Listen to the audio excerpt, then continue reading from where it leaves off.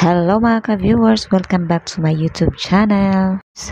To this video ay tuturo ko sa inyo kung paano natin malalaman at saan natin makikita kung mayroon tayong violation sa ating Facebook account.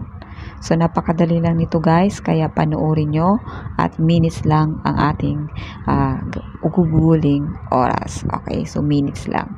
Kaya panoorin nyo ito. So mag-start na tayo. Unang-unang gagawin natin ay punta tayo sa ating Facebook. Okay, so dito na tayo sa ating Facebook. And then, kailangan updated ang inyong Facebook guys. So dito, sa mga hindi pa updated ang inyong Facebook, dito makikita nyo ay tatlong guhit. So, pindutin natin ito dito guys. Ayan. And then scroll down. Okay. And then, punta tayo dito sa ating help and support. So, pindutin natin ang help and support. Tapos, punta tayo dito sa support inbox. Okay, so ito na ating makikita. Report about others and your alerts.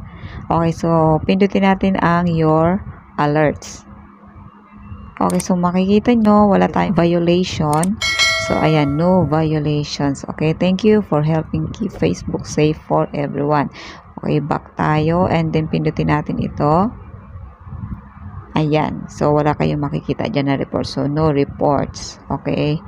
Napakadali lang, di ba guys? So, ganun lang kung paano natin makikita ang ating mga violation. So, thank you sa panonood guys and God bless sa ating lahat. Bye!